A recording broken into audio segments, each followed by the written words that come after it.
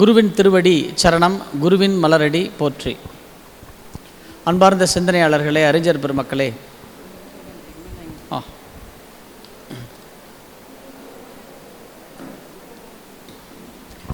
நேற்றைக்கு நாம் மகரிஷி அவர்களுடைய உடலுக்கான உடற்பயிற்சியை நேற்று பார்த்தோம். இன்றைக்கி நம்ம பார்க்க போகிறது உயிருக்கான காயக்கல்ப பயிற்சி. ஒரு அற்புதமான பயிற்சியை நாம் இன்றைக்கி சிந்தனைக்கு இருக்கின்றோம். சிந்தனைக்கு செவிமெடுக்க வந்திருக்கின்ற அத்தனை வேதாத்திரிய விருட்சங்களையும் மீண்டும் ஒரு முறை குமாரபாளையம் ரோட்டரி கிளப் சார்பாகவும் குமாரபாளையம் அறிவித்திருக்கோயில் அறக்கட்டளை சார்பாகவும் வருக வருக என்று வரவேற்கின்றோம். நிகழ்ச்சியின் துவக்கமாக இறைவணக்கம், குரு வணக்கம். ஒரு சிறிய தவம். புதிதாக வந்திருக்கின்ற அன்பர்கள் கைகளை கோர்த்து கண்களை மூடி உங்களுடைய மூச்சு காற்றை மட்டும் கவனிக்கவும். மற்ற அன்பர்கள் ஆக்கினை தவம். வாழ்க வளமுடன். இறைவணக்கம். எல்லாம் வல்ல தெய்வம் அது எங்கும் உள்ளது நீக்கமற.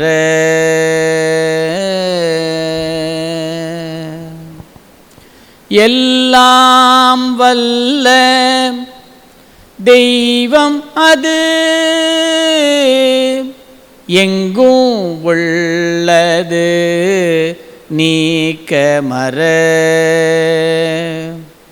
சொல்லால் மட்டும் நம்பாதே, சுயமாய் சிந்தித்தே தெளிவாய். வல்லாய் உடலில் இயக்கம் அவள், வாழ்வில் உயிரில் அறிவும் அவள். கல்லார் கற்றார் செயல் விளைவாய் காணூ இன்ப துன்பமவன். அவனில் இயக்கம் அணுவாற்றல், அணுவில் கூட்டு பக்குவம் நீ. அவனில்தான் நீ, உன்னில் அவள். அவன் யார் நீ யார் பிரிவேது. அவனை மறந்தால் நீ சிறியோன், அவனை அறிந்தால் நீ பெரியோன். அவன் நீ ஒன்றாய் அறிந்த இடம், அறிவு முழுமை அது முக்தி.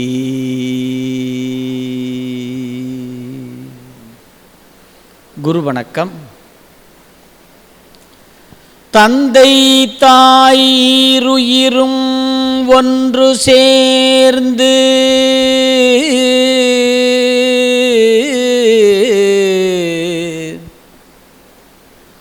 தந்தை தாயிருயிரும் ஒன்று சேர்ந்து தழைத்தொரு உடலாகி உலகில் வந்தே.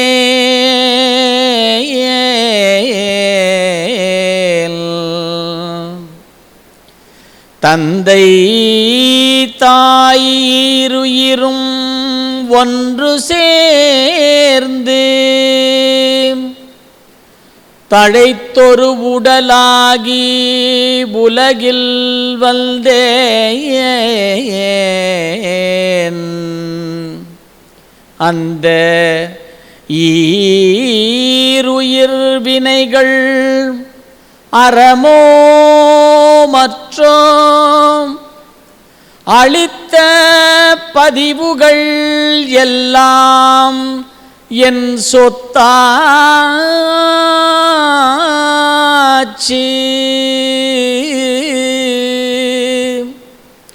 அந்த ஈருயிர் வினைகள்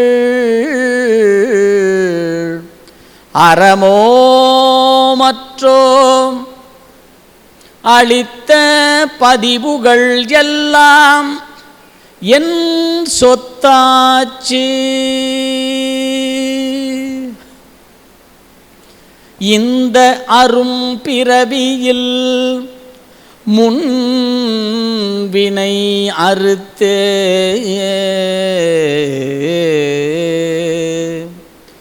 எல்லையில்லா மெய் பொருளை அடைவதற்கு வந்த ஒரு உதவி குரு உயிரில் சேர்க்கை. வந்த ஒரு உதவி குரு உயிரில் சேர்க்கை. வணங்கி குரு திருவடியை வாழ்த்தி வாழ்வோம்.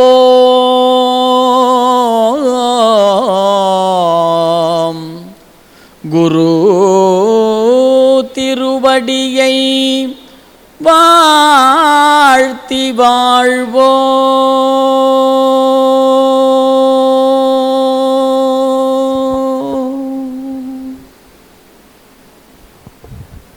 வாழ்க வையகம், வாழ்க வையகம், வாழ்க வளமுடன். தவத்திற்கு முன்பாக நாடி சுத்தி. இடது கை சின்முத்திரை, வலது கை நாசிகா முத்திரை, நாடி சுத்தி பிராணாயாமம். புதிய அன்பர்கள் கைகளை கோர்த்து கண்களை மூடி மூச்சுக்காற்றை மட்டும் கவனிக்கவும். மற்ற அன்பர்கள் நாடி சுத்தி.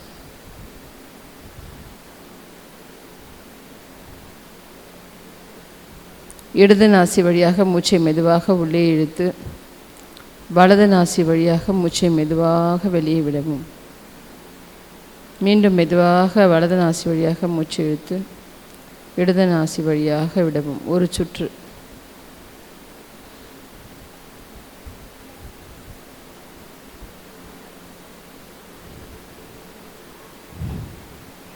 தண்டுவிட சுத்தி கைகளை கோர்த்து கண்களை மூடி மூலாதாரத்திலிருந்து மூச்சு இழுத்துக்கொண்டே ஆக்கினை, மூச்சு விட்டுக்கொண்டே மூலாதாரம்.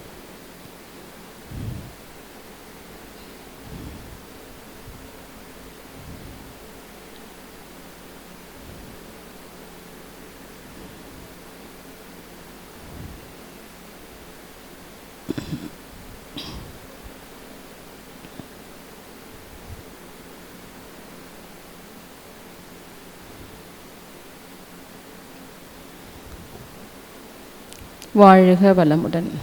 நாம் அமர்ந்துள்ள இடத்தை சுற்றிலும் நல்ல தெய்வீக ஆற்றலே நிரம்பின. நாம் அமர்ந்துள்ள இடத்தை சுற்றிலும் நல்ல தெய்வீக ஆற்றலே நிரம்பின. நாம் அமர்ந்துள்ள இடத்தை சுற்றிலும் நல்ல தெய்வீக ஆற்றலே நிரம்பின. அருட்பேராற்றல் உடலிலே உயிரிலே அலை அலையாக பாய்வதை உணர்கிறோம். அருட்பேராற்றல் உடலிலே உயிரிலே அலை அலையாக பாய்வதை உணர்கிறோம். அருட்பேராற்றல் உடலிலே உயிரிலே அலை அலையாக பாய்வதை உணர்கிறோம். அருட்பேராற்றல் இரவும் பகலும் எல்லா நேரங்களிலும் எல்லா இடங்களிலும் எல்லா தொழில்களிலும் உறுதுணையாகவும் பாதுகாப்பாகவும் வழி நடத்துவதாகவும் அமையுமாக. அன்னைக்கு வணக்கம். உடல் தந்த அன்னையை மனக்கண் முன் கொண்டு வந்து வாழ்க வளமுடன் என்று வாழ்த்துவோம். தந்தைக்கு வணக்கம். உயிர் தந்த தந்தையை மனக்கண் முன் கொண்டு வந்து வாழ்க வளமுடன் என்று வாழ்த்துவோம். ஆசான் அருள் தந்தை தத்துவஞானி வேதாத்ரி மகரிஷி அவர்களுக்கு வணக்கம். குருவை மானசீகமாக மனதில் நினைத்து வாழ்த்துவோம். தவம் தொடங்குகிறோம். ஆகினை தவம். பூர்வ மத்தியில் குண்டலினி மகாசக்தி நன்றாக திரண்டு சொல்லட்டும். புதிய அன்பர்கள் மூக்கின் வழியாக உள்ளும் புறமும் சென்று வந்து கொண்டிருக்கும் மூச்சு காற்றையே கவனிக்கவும்.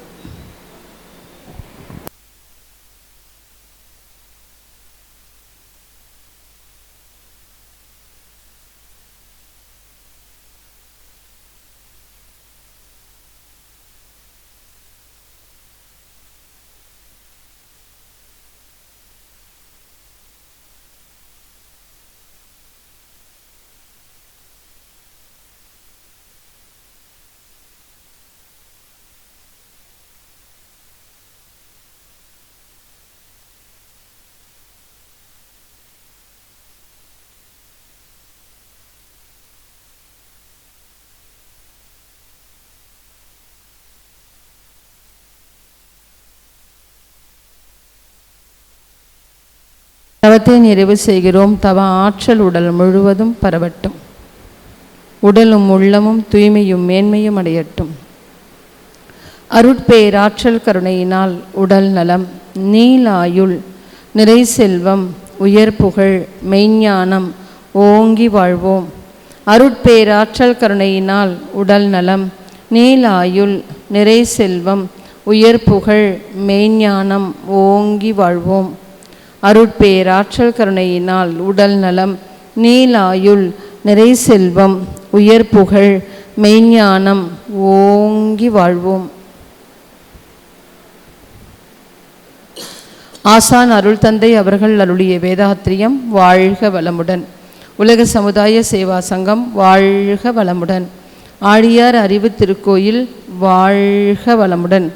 குமாரபாளையம் மனவளக்கலை மன்ற அறக்கட்டளை அறிவு திருக்கோயில் வாழ்க வளமுடன். அதனோடு இணைந்த தவமையங்கள் அனைத்தும் வாழ்க வளமுடன். அங்கு அருட்தொண்டாற்றும் அனைத்து அன்பு உள்ளங்களும் வாழ்க வளமுடன். இன்று இந்த காயகல்ப பயிற்சியில் கலந்து கொள்ள வந்திருக்கும் இருபால் மெய்யன்பர்களும் அவர்களது அன்பு குடும்பமும் வாழ்க வளமுடன். சிறப்பு வாழ்த்தாக இன்று பிறந்தநாள் காணும் MS தீபிகா அவர்கள் வாழ்க வளமுடன். அவர்களது உடல் நலம் வாழ்க வளமுடன். அவர்களது அன்பு குடும்பம் வாழ்க வளமுடன். அவர்களது பொருளாதார பலம் வாழ்க வளமுடன். அவர்களது ஆன்மீக தொண்டு வாழ்க வளமுடன். அதே போன்று இன்று பிறந்தநாள் காணும் மேகலா அவர்கள் வாழ்க வளமுடன். அவர்களது உடல் நலம் வாழ்க வளமுடன். அவர்களது அன்பு குடும்பம் வாழ்க வளமுடன். அவர்களது பொருளாதார பலம் வாழ்க வளமுடன். அவர்களது ஆன்மீக மேம்பாடு வாழ்க வளமுடன். குழந்தை வரம் வேண்டும் தம்பதியினர்களை வாழ்த்துவோம்.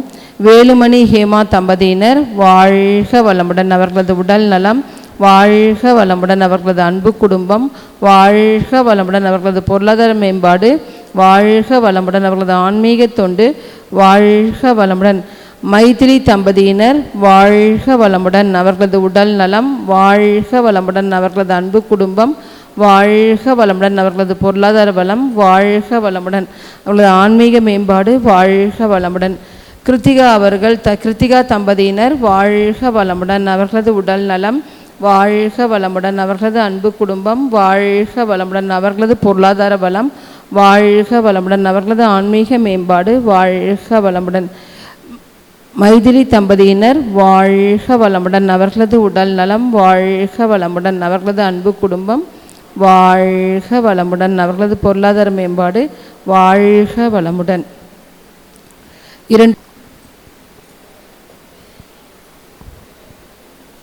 நண்பர்களே, நம்ம இன்றைக்கி ஒரு அற்புதமான பயிற்சி, காயகல்பம். சார் அந்த போர்டு போய்ட்டுங்களா? ஃபுல் ஸ்க்ரீன் பண்ணுறீங்களா?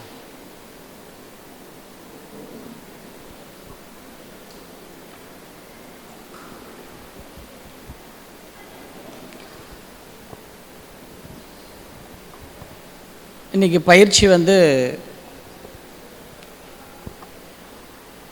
மனிதனுடைய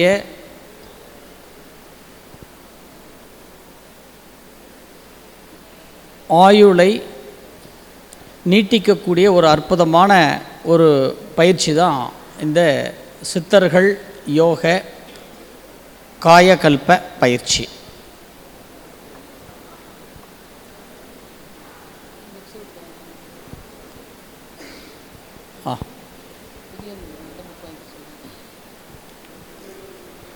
புதிய அன்பர்களுக்கு புஸ்தகம் கொடுப்பாங்க, வாங்கிக்கோங்க. ஆமாம், புதிய அன்பர்களும் யாருன்னு கொஞ்சம் ஹேண்ட் ரைஸ் பண்ணிங்கன்னா அவங்க கையில் ஒரு புக்கு கொடுத்துருவாங்க. நியூ கமர்ஸ்லாம் ஒரு புக்கு ஒரு பென் கொடுப்பாங்க, வாங்கிக்கோங்க.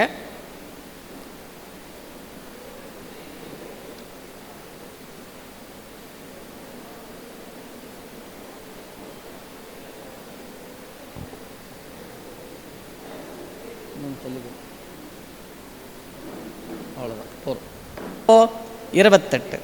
இந்த அப்பாவும் அம்மாவும் 14 என்ன அப்படின்னு கேட்டிங்கன்னா, இந்த அம்மா அவங்க வயிற்றில் எப்போ இந்த கரு உருவானதோ அந்த உருவான நேரம் வரைக்கும், அதிலிருந்து இந்த அம்மா அவங்க அம்மா வயிற்றில் கருவாக உருவானாங்க பாருங்கள்.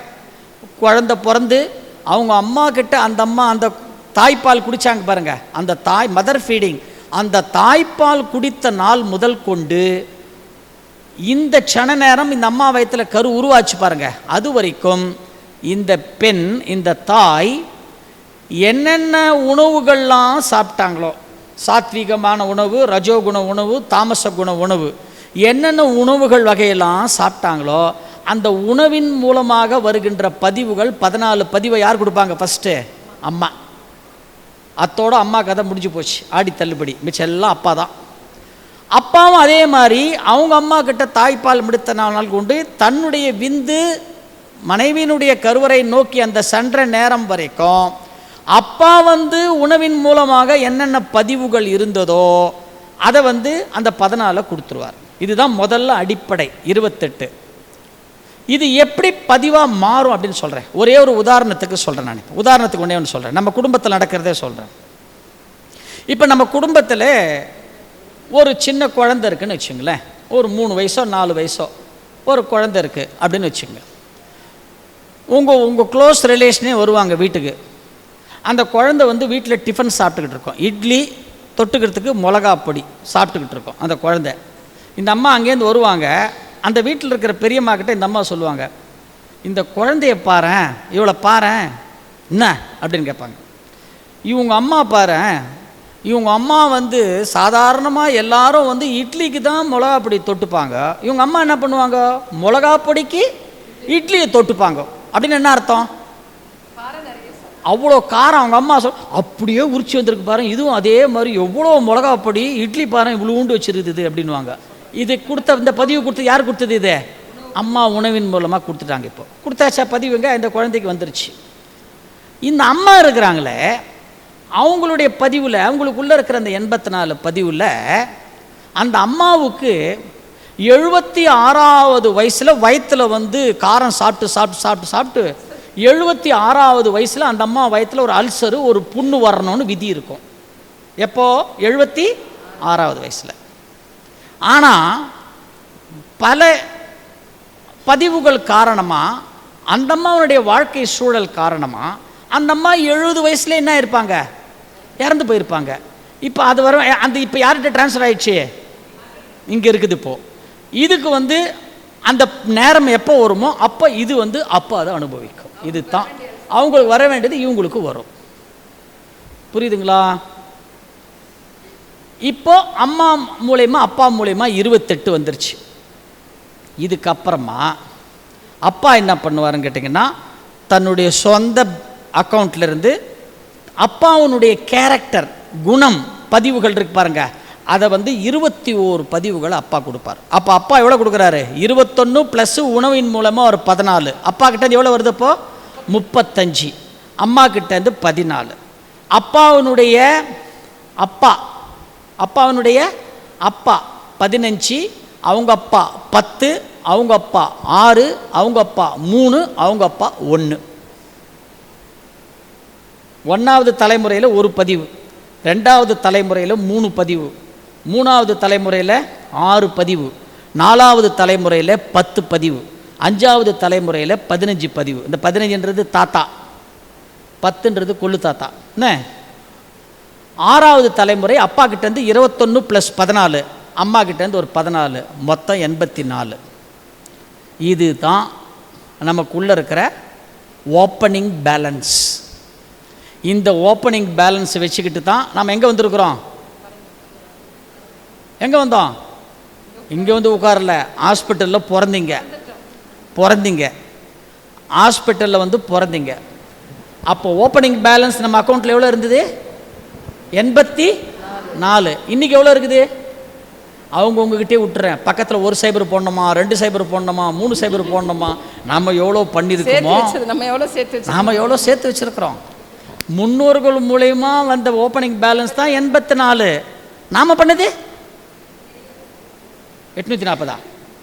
தெரியாது, நமக்கு தெரியவே தெரியாது. இது அத்தனையும் எங்கே ரெக்கார்ட் ஆகிருக்கு? நம்முடைய அந்த விந்து நாதத்தில் தான் ரெக்கார்ட் ஆகிருக்கு. இது அத்தனையும் நம்முடைய விந்து நாதத்தில் தான் அது அத்தனையும் வந்து ரெக்கார்ட் ஆகிருக்கு. இந்த தன்மைகள், கேரக்டர்ஸ் அத்தனையும் ரெக்கார்ட் ஆகிருக்கு. அப்போது சார் எதுக்கு இவ்வளோ கதையெல்லாம், இதுக்கும் இந்த பயிற்சிக்கும் என்ன சம்பந்தம், அது மட்டும் நீங்கள் எனக்கு சொல்லுங்கள். இப்போ நீங்கள் அப்படி ஒரு கேள்வி வருதா? எந்த விந்து நாதத்தில் இந்த பதிவுகள் ரெக்கார்ட் ஆகிருக்கோ அந்த பதிவு நல்லதாக இருந்தால் நம்ம என்ன பண்ணுவோம்? இப்போ ஒன்றும் இல்லைங்க, இந்த குமாரபாளையம் இந்த மெயின் ரோடு பஸ் ஸ்டாண்டுக்கிட்ட வச்சுக்கலாமா? பஸ் ஸ்டாண்டுக்கிட்ட ஒருத்தர் வந்து ஒரு 10 கிரவுண்டு இடம் வச்சுருக்கிறார். பஸ் ஸ்டாண்டுக்கிட்ட எவ்வளோ போதுங்க ஒரு கிரவுண்டு? 5 லட்சம் ரூபா. நான் ஒரு கிரவுண்டுனா 5.5 சென்ட்டு, ஒரு 25 லட்சம் வச்சுக்கலாமா? மேலே போகுமா? சரி, நானே மார்க்கெட்டை ஏற்றுறேன். ஒரு கிரவுண்டு 1 கோடியா? 10 கிரவுண்டு எவ்வளோ கிரவுண்டு? 10 கிரவுண்டு. அப்போ எவ்வளோ? 10 கிரவுண்டு எவ்வளோ? இப்போ 10 கோடி. அப்போ அந்த பெரியவர் இப்போ என்ன பண்ணுறாருன்னா இறந்து போயிட்டார். அவருக்கு 2 பையன். எல்லாம் முடிஞ்சுது.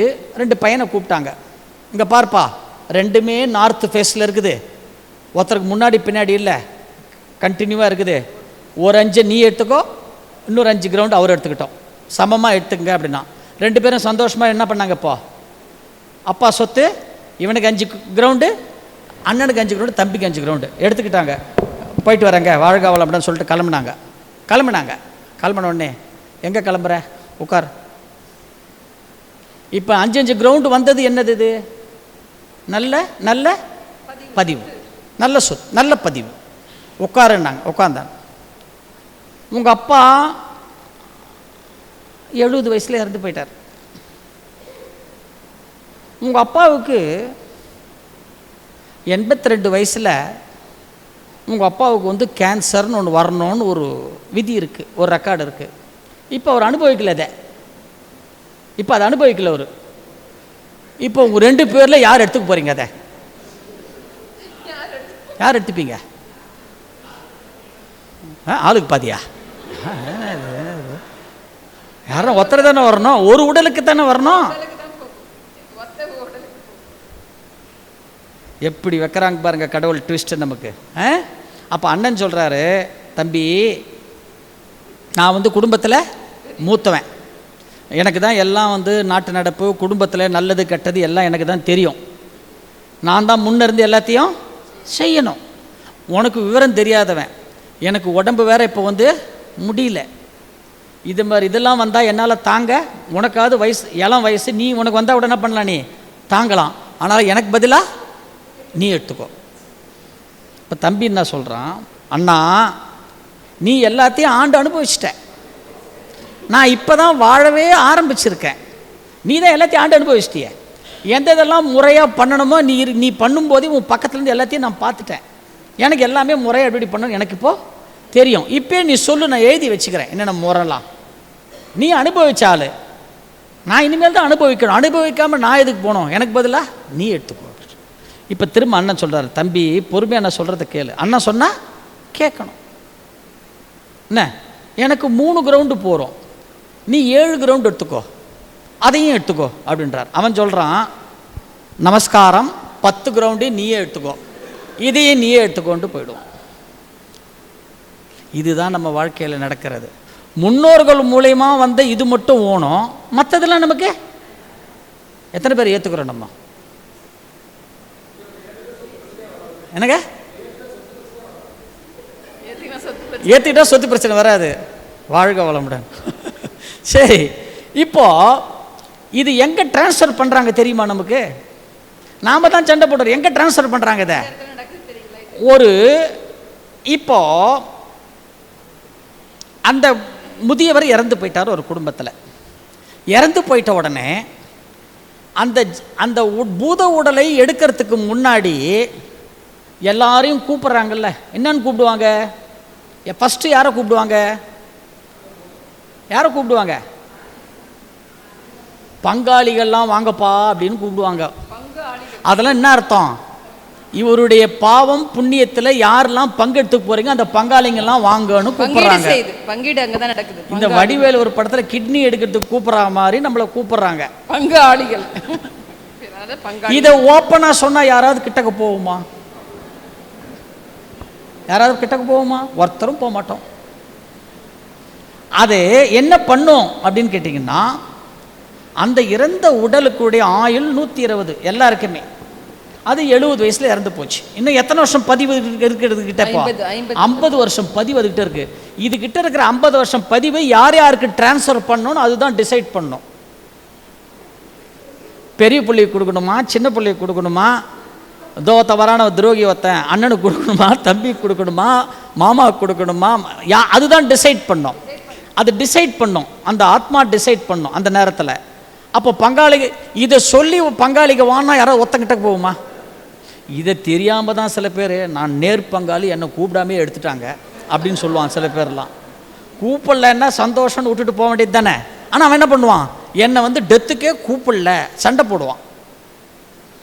ஆனால் இன்னொன்று சொல்லிடுறேன், இப்போ இதை கேட்டுக்கிட்டு ஐயோ எனக்கு எதனா வந்துட போத, நாளைக்கு நீங்கள் குமாரபாளையத்தில் இருந்துக்கிட்டே நான் குமரக்கோட்டத்தில் இருக்கிறேன்னு சொன்னால் கூட நீங்கள் எங்கே இருந்தாலும் உங்களுக்கு வரணும்னா தானாக வந்துடும். அது எங்கே இருந்தாலும் வந்துடும். அது நீங்கள் அமெரிக்காவில் இருந்தாலும் சரி, ஆஸ்திரேலியாவில் இருந்தாலும் சரி, நீங்கள் இங்கே இருந்துக்கிட்டே நான் வந்து ஜப்பானில் இருக்கிறேன்னு சொன்னாலும் சரி, எங்கே இருந்தாலும்னா அலை இயக்கம். அது அலை இயக்கம் தானாக டிரான்ஸ்ஃபர் ஆகிடாது. நீங்களாம் ஒன்றும் பண்ணவே முடியாது, யாராலையும் தடுக்க முடியாது அலை இயக்கத்தை. அது டிரான்ஸ்ஃபர் பண்ணி விட்டுடும் எல்லாத்தையும். அது டிரான்ஸ்ஃபர் பண்ணும் பொழுது என்ன ஆகும் அப்படின்னு கேட்டிங்கன்னா, ஒரு அதிர்வு தெரியும். நம்மலாம் அந்த உணர்ச்சி வசப்பட்ட நிலையில் அப்போ இருக்கிறதுனால நமக்கு அந்த அதிர்வு நமக்கு தெரியல. 16 days யாரும் வெளியில் போகக்கூடாதுன்னு சொல்கிறாங்க. அதனால தான் ஒரு 15 நாள் வெளில போகக்கூடாதுன்னு சொல்கிறாங்க. அதெல்லாம் வந்து அந்த ரிச்சுவல்ஸில். அடுத்தது இது என்ன பண்ணும்? இந்த ஆத்மா பார்க்கும், இவனுக்கு ஏற்கனவே இவங்கிட்டே நிறைய இருக்குது, இதை அனுபவத்துக்கே முடியாது, இவன் இதை வேற நான் கொடுத்தான்னா இவன் இன்னும் சீக்கிரம் பொட்டுன்னு போடுவான், இவன் அடுத்ததுக்கு இன்னும் நிறைய கொடுத்துருவான் இவன், ஆனால் இவங்கிட்ட வேண்டாம், சரி இது பி கொடுக்கலாம், பிக்கு வேணாம்ப்பா சி கொடுக்கலாம்ப்பா. இது டிரான்ஸ்ஃபர் இப்படி கொஞ்சம் கொஞ்சமாக டிரான்ஸ்ஃபர் பண்ணி விட்டுட்டு மிச்சம் ஒரு 10 வருஷம் பதிவு இருக்கும், இது யார்கிட்ட கொடுக்கலான்னு பார்க்கும். அடுத்தது என்ன கூப்பிடுவாங்க? பேரம் பேத்திக்கலாம் வாங்கப்பா அப்படின்னு கூப்பிடுவாங்க. அப்போ பேரம் பேத்தி வந்த உடனே அதுக்கெல்லாம் சின்ன குழந்தைகள். அந்த குழந்தைக்கு வந்து கர்மா டிரான்ஸ்ஃபர் ஆகும்போது ஒரு வைப்ரேஷன் இருக்கும். அந்த வைப்ரேஷன் தெரியாமல் இருக்கணும்னு தான் என்ன பண்ணுறாங்க, அவங்க கையில் அக்னியை கொடுத்துட்றாங்க. அக்னியை கொடுத்துட்டு அப்போது அக்னியின் வழியாக அதுங்களுக்கு வந்து அந்த டிரான்ஸ்ஃபர் பண்ணிடுறாங்க. அப்போது தாத்தாவினுடையதோ தூரதோ 2வது தலைமுறைக்கோ 3வது தலைமுறைக்கோ எங்கே வேணாலும் அது வந்து இந்த பதிவுகள் என்பது இப்படித்தான் நமக்கு வந்து டிரான்ஸ்ஃபர் 3 வயசுக்கு மேலே இருக்க எல்லா குழந்தைக்குமே டிரான்ஸ்ஃபர் ஆகலாம். இப்படித்தான் டிரான்ஸ்ஃபர் ஆகிறது. இது இப்படி தான் வந்து டிரான்ஸ்ஃபர் ஆகிறது. அப்போது இது அத்தனையும் இதனுடைய தன்மைகள் அத்தனையும் எதில் அடங்கி இருக்கிறதுன்னு கேட்டிங்கன்னா நம்மளுடைய வித்துல தான் அடங்கி இருக்கிறது. அப்போது வித்துல அடங்கி இருக்கின்ற தன்மையை, அந்த வித்துவை நாம் வந்து தூய்மைப்படுத்திட்டோம்னா அதில் இருக்கிற தன்மை என்ன ஆகும்? தன்மை என்ன ஆகிடும்? சுத்தமாயிடும். அப்போ அந்த வித்துவை தூய்மைப்படுத்துகின்ற ஒரு அற்புதமான பயிற்சி தான் எந்த பயிற்சி? காயகல்பம். இது தாங்க காயகல்பம்னா என்னன்னு சொல்கிறதுக்கு 1 மணி நேரம் எடுத்துக்கிட்டோம். இப்போ இதெல்லாம் எடுத்துக்கிட்டோம். இப்போ அடிப்படை புரிஞ்சிடுச்சா? இப்போ பயிற்சிக்குள்ளே போகலாமா? இதுக்கப்புறம் தான் இதனுடைய அருமை பெருமை நமக்கு என்ன அதை நமக்கு வந்து தெரியும். சரி, இப்போது இதுக்குள்ளே போகிறதுக்கு முன்னாடி கரு உருவாகின்றதுக்கு அத்தனைக்கும் உருவாகிற நேரத்தில் யாருடைய பொறுப்புன்னு சொன்னோம்? கரு உருவாகின்ற நேரத்தில் எங்ககிட்டயே உருவாகுது கரு? உங்ககிட்ட தானே உருவாகுது, பெண்கள் கிட்ட தானே, அம்மா தானே. அம்மாவினுடைய ஆக்டிவிட்டியை பொறுத்து தான் எது ஒன்றுமே உருவாகிறது. அப்போது ஆனால் அந்த கரு உருவாகின்ற நேரம் அம்மாவுக்கு கூட தெரியாது. இதுதான் ஒரு பெரிய அதில் பியூட்டியே. ஏன்னா பிறப்பும் இறப்பும் இறைவனின் ரகசியம். அது அந்த அம்மாவுக்கு கூட கரு உருவாகின்ற எப்போ உருவாகுதுன்னு தெரியாது. அப்போது ஒரு கரு அந்த உருவாகின்ற நேரத்திலே ஒரு தாய் எப்படி இருக்கணும், அப்படி அந்த தாய் அது மாதிரி இல்லைன்னா அந்த குழந்தைகளுக்கு என்ன பின்னாடி வரும், அதை பார்த்துட்டு நம்ம பயிற்சிக்குள்ளே போகலாம். சரிங்களா? ரைட். வாழ்க வளம். இப்போ நம்ம ஒரு கரு உருவாது என்பது தாயை சார்ந்திருக்குது. ஒரு ஆண் பெண் இணைந்த உடனே உருவாகிறதில்ல. சாமிஜி சொன்ன மாதிரி பனித்துளி போல் அளவான நாதவிந்தின் பரிணாமம் பல அவயங்களாகி தனித்து இயங்கும் சிறப்புன்னு சொல்கிறார் சாமிஜி. பனித்துளி போல் ஒரு விந்து வருது. அந்த கரு முட்டையை அந்த உயிரணு ஓடி போய் தொலைக்குது பார்த்தீங்களா, தொலைச்சிட்டு அந்த முட்டைக்குள்ளே இப்படி ஹெட்டு உள்ளே போய்ட்டோம், டெய்ல் விழுந்துடும், மூடிட்டோம். உடனே கருமுட்டை மூடிடுது. ரொம்ப அழகாக மாணிக்க வாசகர் அதுக்கு ஒரு பாடல் சொல்கிறார். அந்த கருமுட்டையில் போய் கரு உருவாகுதுங்க. அந்த தொலைச்சிட்டு உள்ளே போகுது. அந்த க்ஷண நேரம்ன்றாங்க. க்ஷண நேரம்னா கண்ணு மேய்க்கிற நேரத்தில் நேனோ செகண்ட். அந்த நேரத்தில் என்ன நடக்குது அப்படின்னா, ஒரு அம்மா அந்த மாதிரி கரு உருவாகும் போது தலை வாரிட்டு இருந்தாங்கன்னா சீக்கிரம் பால்டட் ஹெட்டான குழந்தை பிறக்குது. சின்ன வயசுலேயே பால்டட் ஹெட் ஆகிடுறாங்க பார்த்தீங்களா, வழுக்க தலையாயிடுறாங்க பார்த்தீங்களா நிறைய பேர். முடி இல்லாமல் அம்மா தலை வாரிட்டு இருக்கும்போது உருவான கரு. அதெல்லாம் கண்ணில் ஏதாவது மை வச்சுக்கிட்டு இல்லை கண்ணில் ஏதோ விழுந்துட்டு தூசு கசக்கிட்டு இருக்காங்கன்னு வச்சுக்கோங்க. இப்படி அப்போ அந்த கருமுட்டையோட போய் அந்த உயிரணு சேர்ந்ததுன்னா 1.5 கண் பார்வை உள்ள குழந்தைங்க பிறக்குது. மாறுக்கண் 1.5 கண் பார்வை. நீ என்ன அவனை பார்த்தா என்ன பார்க்குற மாதிரி இருக்குன்னு சொல்கிறேன் பார்த்தீங்களா. அது வாயில் ஏதாவது வச்சு கடிச்சிட்டு இருக்கிறாங்க. குறிப்பாக பாக்கு சொல்லப்படுது தமிழ் மருத்துவத்தில். வெத்தலை பாக்கோ இல்லை ஒரு பெரிய அழுத்தமான ஒரு பொருளை வச்சு கடிச்சிட்டு இருக்கும்போது கரு உருவாச்சுன்னா அந்த நேரத்தில் உருவான கரு வந்து கருக்காப்பல் கருப்பாக இருக்கும் பார்த்திங்கன்னா. சில குழந்தைங்களுக்கு பல்லு ஸ்ட்ரென்த் இல்லாமல் சீக்கிரம் பல் செட்டு போடக்கூடிய குழந்தைங்கள்லாம் பிறக்குது. இது வந்து ஒரு பெரிய தமிழ் மருத்துவத்தில் ஒரு பெரிய லிஸ்ட்டே இருக்குது. இப்படிலாம் மோஷன் போகலை அன்றைக்கி, அவங்க மலம் கழிக்காத சமயத்தில் காத்தால் மலம் கழிக்கலை, ஒரு 9 மணிக்கு கரு உருவாகுது. மலம் கழிக்காமல் இவங்க கரு அந்த நேரத்தில் கரு உருவாச்சுன்னா மந்த புத்தி உள்ள குழந்தைங்க பிறக்குது. மலம் ஜலம் ரெண்டுமே கடிக்கல, யூரினும் கண்ட்ரோல் பண்ணிட்டாங்க, மோஷனும் கண்ட்ரோல் பண்ணிட்டாங்க. ஏதோ ஒரு வேலையை முடிச்சுட்டு வெடிகாரத்தெல்லாம் வேலையை முடிச்சுட்டு எதனா செய்யலான்ட்டு போகலான்னு நினச்சிட்டு கண்ட்ரோல் பண்ணும்போது கரு உருவாச்சுன்னா ஆட்டிசம் குழந்தைங்க பிறக்குது. ஸ்பெஷல் சைல்டுன்னு சொல்கிறாங்க பார்த்தீங்களா. அம்மாவோட வயிற்றில் மலம் ஜலம் இருக்கும்போது உருவான குழந்தைங்க பாருங்கள். இதையெல்லாம் தாண்டி இது மாதிரி நிறைய இருக்குது லிஸ்ட்டு. நான் ஒரு 3 நாள் தான் சொன்னேன், டைம் இல்லை. பெரிய லிஸ்ட் இருக்குது. இந்த குழந்தை இந்த குறையோடு இருக்குன்னா அதுக்கு என்னெல்லாம் இதெல்லாம் காரணங்களாக இருந்திருக்கலாம், அம்மா இது செஞ்சுருக்குறாங்கன்னு தமிழ் மருத்துவ மரபில் சொல்லியிருக்கு. இப்போ இதையெல்லாம் தாண்டி நாம் எப்படி பிறந்திருக்கோம்? பார்க்குறதுக்கு ஆரோக்கியமாக கை கால் குறை இல்லாமல் இருக்கிறோம். என்றைக்காவது சந்தோஷப்பட்டிருக்குமா? கண்ணாடி முன்னாடி போய் நிற்கும்போது இன்னும் கொஞ்சம் கலராக இருந்திருக்கலாமே, இன்னும் கொஞ்சம் மூக்கு ஷார்ப்பாக இருந்திருக்கலாம், பக்கத்து வீட்டுக்கு வர பொண்ணுக்கு மட்டும் மூக்கு ஷார்ப்பாக இருக்குது, முடி இன்னும் கொஞ்சம் நீளமாக இருந்திருக்கலாமே, நான் இன்னும் கொஞ்சம் உயரமாக இருந்திருக்கலாமே, நம்ம என்ன பண்ணுறோம்? குறை சொல்லிக்கிறோம் நம்மளே. அதனால தான் தந்தைக்கு வணக்கம், அன்னைக்கு வணக்கம், தந்தைக்கு வணக்கம் சாமிஜி ஏன் சொன்னாங்கன்னா, நம் தாய் தந்தையர் செஞ்ச புண்ணியம், முன்னோர்கள் செஞ்ச புண்ணியம் இன்றைக்கி நம்ம எப்படி இருக்குங்க, எந்த ஒரு குறையும் இல்லாமல் இருக்கிறோம். பார்த்தா யாரும் முகம் சொல்லிக்காத அளவுக்கு நம்ம வேலையை நம்ம செஞ்சுக்கக்கூடிய அளவுக்கு இறையாற்றல் நம்ம படைச்சிருக்குது. அப்போ எப்பேற்பட்ட புண்ணியவான்கள் நம்மெல்லாம் பாருங்கள், நம் தாய் தந்தையர் எத்தனை பாக்கியம் செஞ்சுருக்கணும். அப்போ அந்த மாதிரி நம்ம வந்திருக்கோன்னா அப்போ அப்படி வந்த இந்த உடம்பை நம்ம என்னைக்காவது பாதுகாத்து வச்சுருக்குறோமா? கொஞ்சம் யோசிச்சு பாருங்களேன்.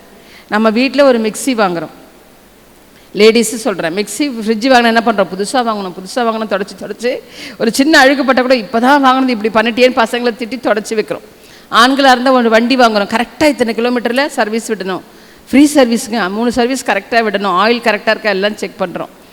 அதுக்கெல்லாம் நம்ம பண்ணுறோம். ஆனால் நமக்கு ஏன்னா அதெல்லாம் என்ன பண்ணியிருக்கிறோம்?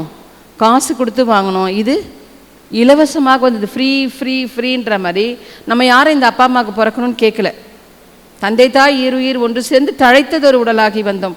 ஆனால் இந்த உடம்புக்கு நம்ம என்னைக்காவது ஒரு மெயின்டெனன்ஸ் பண்ணியிருக்கிறோமா? இந்த உடம்பு நல்லா இருக்கணும், இது தாய் தந்தையர் போட்ட பிச்சை, இதை நல்லா பாதுகாத்து வச்சுக்கணும், ஆரோக்கியமாக வச்சு நாங்கள் உள்பட சொல்கிறோம். மனவளக்கலை வருவதற்கு முன் நாங்களும் அப்படி தான் இருந்தோம். இப்போ அந்த பாதுகாத்து வைக்கணும், அந்த உடம்பை மெயின்டைன் பண்ணுன்றது யாருக்குமே என்னங்க இல்லை. ஆனால் என்ன பண்ணுறோம்? நம்ம உடம்புக்கு ஒரு பிரச்சனைன்னு வந்ததுக்கப்புறம் பிரேக் டவுன் மெயின்டெனன்ஸ் மட்டும்தான் பார்க்குறோம். ஒன்று இன்னொன்று, நம்ம 30 வருஷம் இப்போ இத்தனை நிறைய வயது வித்தியாசமானவங்க உட்காந்துருக்குறோம். 20 வயசுலேருந்து 40, 50, 60ன்னு. நம்ம 40, 50 வயசு வரைக்கும் நம்ம நிறைய பதிவுகள் என்ன பண்ணிட்டோம், நம்ம செயல்கள் மூலமாக செஞ்சு உள்ளே போட்டுட்டோம். ஆனால் நம்ம என்ன சொல்கிறோம், நான் இன்றைக்கி காயக்கல் பண்ணி சொல்கிறியேன்னு வரேன். செஞ்சால் 1 மாதம் பிரச்சனை, 1 வாரத்தில் என் பிரச்சனைலாம் தீர்ந்துருமா? எத்தனை வருஷமாக போட்டிருக்கீங்க பதிவு? 40 வருடம், 30 வருடம், 20 வருடமாக போட்ட பதிவை ஒரு காயக்கல்ப பயிற்சி 1 வாரத்தில் சரியாக போயிடுமா? அதிகபட்சம் 1 மாதத்துல என் பிரச்சனை சரியாக போயிடுமாண்ணா? சரியாகுமா? யோசித்து பாருங்களேன். நம்ம யோசிக்கணும்ல இதெல்லாம். நீ இத்தனை நாள் தொந்தரவு பண்ணுறேன்னு இந்த காயக்கல்ப பயிற்சிக்கு வரேன், நான் என் பிரச்சனை எல்லாம் தீர்ந்துடணும்னு என்ன பண்ணுறோம், அவங்ககிட்டயே ஒரு கண்டிஷன் வைக்கிறோம் இல்லையா? அப்போ என்னென்னா, நம்ம இத்தனை வருஷமாக பதிவுகள் போட்டிருக்கிறோம். இன்றைக்கி ஆராய்ச்சியில் என்ன சொல்கிறாங்கன்னா, எவர் ஒருவர் எந்த யோக பயிற்சிகளாக இருக்கட்டும் 9 வருட காலம் தொடர்ச்சியாக செய்யணும். 9 வருடங்க. என்னவாக செய்யணும்? தொடர்ச்சியாக. அந்த வார்த்தையை புரிஞ்சுக்கணும். நான் 1 வாரம் காயக்கல்பம் பண்ணிவிட்டு நான் 10 நாள் கேப் விட்டுட்டு, இல்லை 3 நாள் கேப் விட்டெல்லாம் வராது. 1 நாள் கூட விடாமல் 9 வருடங்கள் எவர் ஒருவர் எந்த யோக பயிற்சியாக இருக்கட்டும் செஞ்சால் அவங்களோட கர்ம வினை பதிவுகள் போகும்னு இன்றைக்கி ஆராய்ச்சியில் ப்ரூவ் பண்ணியிருக்கிறாங்க. இன்றைக்கி சயின்ஸ் ப்ரூவ் பண்ணியிருக்குது. அப்போது குறைஞ்சபட்சம் எத்தனை வருஷம் செய்யணுங்க? 9 வருடம் செய்யணும். 1 மாதத்துலேயும் பலன் வரும். நம்மளுடைய பதிவு நல்லா இருந்ததுன்னா, நாம் செய்கிற பயிற்சி கரெக்டாக நம்ம செஞ்சோன்னா 1 வாரம், என்ன 3 நாளில் குணமானவங்களாம் இருக்கிறாங்க. தூக்கிட்டு வந்தாங்க, தோள்பட்டையில் போட்டு தூக்கிட்டு வந்தாங்க. எங்கள் வீட்டில் மன்றத்துக்கு ஒருத்தரை நாங்கள் மன்றம் வச்சுருக்கிறோம், வீட்லேயே தவமையம் வச்சுருக்கிறோம். ஷோல்டரில் தூக்கிட்டு வந்தாங்க. அவருக்கு சர்ஜரி, பேக் பெயின் பிரச்சனையாகி ஸ்பைனல் கார்டு சர்ஜரிக்கு பணம் கட்டிட்டாங்கங்க சென்னையில் ஒரு பெரிய ஹாஸ்பிட்டலில். அப்புறம் எங்கள் அன்பர் ஒருத்தர் சொல்லி அவரை அழைச்சி தூக்கிட்டு வந்தாங்க. 4 நாள் தாங்க. 3 நாள் படுக்க வச்சு வந்த உடனே மகராசனம் கொடுத்தோம். பயங்கரமாக டிஸ்க் ப்ரொலாப்ஸ் ஆகிருக்குது அவருக்கு. மகராசன பயிற்சி கொடுத்து அவருக்கு கொஞ்சம் அந்த நேரத்துக்கு வலி இல்லாமல் இருக்கிறதுக்கு வர்மா டச்சு கொடுத்து அவங்களுக்கு மகராசனம் செய்ய வச்சு பண்ணங்க. நீங்கள் நம்ப மாட்டீங்க, அடுத்த வாரம் ஒரு பைக்கில் வந்தார். ஏன்னா அவருக்கு பதிவு எப்படி இருக்குது? நல்ல பதிவாக இருந்திருக்கு, நல்ல பதிவு. சரிங்களா? அப்படி கற்றுக்கிட்டு நல்லாயிட்டு திரும்ப போய் ஒருத்தர் நல்லாயிடுச்சு. இதே மாதிரி இன்னொருத்தர் வந்தார், பயிற்சி கற்றுக்கிட்டாரு, நல்லாயிட்டார், வீட்டுக்கு போனார், பயிற்சியை கண்டினியூ பண்ணலை. அடுத்த மாதம் என்ன பண்ணார், இது யார் செஞ்சிட்ருக்குதுன்னு போய் ஆப்ரேஷன் பண்ணிட்டாரு. வருஷம் 12வது, இன்னி வரைக்கும் எழுந்து நடக்க முடியல, ஸ்பைனல் கார்டு சர்ஜரி பண்ணி. இப்போ பாருங்கள், நம்மளோட பதிவு நல்லா இருந்தால் நமக்கு குணமாகும். அப்போ ஆனாலும் கூட நம்ம பயிற்சி என்ன பண்ணணும், முயற்சியோட தொடர்ச்சியாக செய்யணும். ஏன்னா அவ்வளோ போட்டு வச்சுருக்கிறோம். ஒன்றும் இல்லைங்க, இன்றைக்கி வேதத்தில் சொல்லுது, எல்லாரும் சொல்கிறது தான். ஒரு பெரிய புல்மேடு இருக்குதுங்க, அதில் ஒரு 4-5 ஆடு மாடை நடக்க விடுங்க, ஒரு 10 நாள் நடக்க விடுங்க, புல் என்ன ஆகும்? ஒன்றுமே ஆகாது. அது அந்த நேரத்துக்கு மடங்கும், திரும்ப வந்துடும். ஆனால் மனிதன் ஒரு 3 நாள் நடந்தால் அந்த இடத்துல என்ன ஆகும்? என்ன உருவாகும்? ஒரு பாதை உருவாகுது. பார்த்திங்களா? அவ்வளோ விஷத்தன்மை இருக்குது நமக்குள்ள, டாக்ஸின்ஸ். இது சயின்டிஃபிக்லி இப்போ நம்ம உடம்புல அவ்வளோ விஷத்தன்மை இருக்குது. நம்ம பாதம் அந்த புல்லில் பட்டோன்னா என்ன ஆகுதுங்க? இந்த புல்லு தரையே பாதையாக மாறுது. அந்த அளவுக்கு விஷத்தன்மை நம்ம உள்ள பதிவுகளாக நம்ம வாழ்வியல் முறையால் சேர்த்து வச்சுருக்கிறோம். அதை என்ன செய்யணும்? நம்ம இந்த மாதிரி யோக பயிற்சிகள், ஒரு குருவை அடைந்து எல்லா பயிற்சி செய்து தான் என்ன பண்ண, எல்லாத்தையும் வெளியில் கொஞ்சம் கொஞ்சமாக எடுக்கணும். அது அந்த மாதிரி எடுக்கக்கூடிய ஒரு அற்புதமான பயிற்சி தான் இந்த காயக்கல்ப பயிற்சி. அப்போ ஒரு தாய், அதனால தான் என்ன சொன்னாங்க, சாமிஜியோட நோக்கம் உலக அமைதி, அவர் அதுக்கு வித்துட்டது தனி மனித அமைதி. அந்த தனி மனித அமைதி கூட யார் கீழே இருக்குது? ஒவ்வொரு பெண்கள் கிட்ட இருக்குன்னாங்க. ஏன்னா கரு உருவாகும் போது இந்த தாய் என்ன மனநிலையில் இருந்தாங்களோ அந்த மனநிலை என்ன ஆகுதுங்க, அந்த குழந்தைக்கு பதிவாகுது. ஐயா உணவு சொன்னாங்க, மிளகா பிடி சாப்பிட்றது. நீங்கள் என்ன கேட்குறீங்க, என்ன பேசுகிறீங்க, உங்களுக்கு யாரை பிடிக்கும் பிடிக்காது ரெக்கார்ட் பண்ணுறீங்களோ அது எல்லாமே யார் பதிவாகுது? கரு குழந்தைக்கு பதிவாகுது. இறந்ததுக்கப்புறம் பதிவு டிரான்ஸ்ஃபர் ஆகுதுன்னு நீங்கள் வேணால் கவனித்து பாருங்கள்.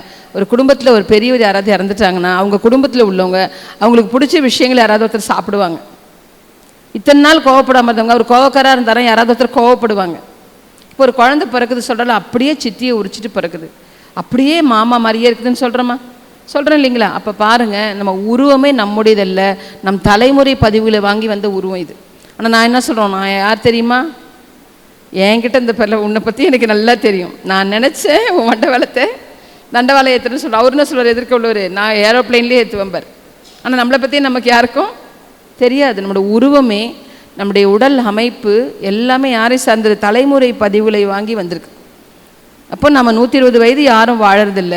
இடையில என்ன பண்ணுறோம், அந்த காலத்தில் நம்ம தாத்தா பாட்டிலாம் 88-90 வயசு வரைக்கும் இருந்தாங்க. இன்றைக்கி 60ஆம் கல்யாணம் பார்க்குறதே அபூர்வமாக இருக்குது. எதனால்? உணவு முறை, நம்ம வாழ்வியல் முறை, ரொம்ப ஸ்ட்ரெஸ்ஸான வாழ்க்கை வாழறோம். நம்ம வாழ்க்கை தரம் மாறி போச்சு. அப்போது உடல் அசைவுகள், உடல் உறுப்புகளுடைய அசைவுகள் குறைஞ்சி போகுது, உடல் இயக்கம் குறைஞ்சி போச்சு. அப்போ அதையெல்லாம் செய்து அதை வந்து எப்படி காம்பன்சேட் பண்ணோம்? நம்ம இந்த மாதிரி பயிற்சிகள் மூலமாக காம்பன்சேட் பண்ணி நம்ம அதை சரி செய்து பயிற்சிகள் மூலமாக நமக்குள்ளே இருக்க பதிவுகளை என்ன பண்ணணும்? என்னெல்லாம் உள்ளே இருக்குன்னு தெரியாது. 3 வயதுலேருந்து இன்றைய வரைக்கும் நம்ம என்னெல்லாம் பதிவு போட்டிருக்கோம் நமக்கு தெரியாது. அதுதான் சஞ்சித கர்மம்னு சொன்னாங்க. முன்னோர்கள் கொடுத்தது சஞ்சித கர்மம். 3லேருந்து இன்றைய தினம் இப்போ இந்த நொடி வரைக்கும் நம்ம செய்வது பிராரத்த கர்மம்ன்றாங்க. அது 2 விளைவாக வருதான் எதிர்காலத்தில் வரக்கூடிய ஆகாமிய கர்மம். அப்போ நிறைய நமக்குள்ள பதிவுகள் இருக்குது. அப்போ நம்ம என்ன செய்யணும்? அதை போக்குறதுக்கு நல்ல பதிவுகளை போட்டு நம்மளோட ஆகாமியத்தை என்ன பண்ணணும்? வரக்கூடிய செயல்களை சிறப்பாக செய்து இந்த மாதிரி நல்ல குரு அடைந்து நம்ம என்ன செய்யணும்? அவர் சொல்கிற பயிற்சிகள் தத்துவங்களை நம்ம உள்ளே போடும்போது நமக்குள்ளே இருக்க தீய பதிவுகள் என்ன ஆகுதுங்க? கொஞ்சம் கொஞ்சமாக குறையும். ஒன்றும் இல்லை, இன்றைக்கி நீங்கள் போய் டெஸ்ட் பண்ணி பாருங்கள். இப்போ இத்தனை பேருக்கு எத்தனை அட்வர்டைஸ்மெண்ட் போட்டு நோட்டீஸ் போட்டு இந்த காய்கல் பற்றி கூப்பிட்டாங்க. ஆனால் இங்கே இருக்கிற ஒரு 100 பேருக்கு தான் இது என்ன இருக்குது இன்றைக்கி கிடைக்கணும்னு இருக்கு. ஏன் இவ்வளோ ஞாயிற்றுக்கிழமை கூட எல்லா வேலையும் விட்டு வந்து இங்கே உட்காந்துருக்கோம்? நல்ல விஷயத்தை நம்ம உள்வாங்குவதற்கு. ஒன்றும் இல்லை, நல்ல அழுக்கு பாத்திரத்தை நல்லா தேய்ச்சிடுங்க.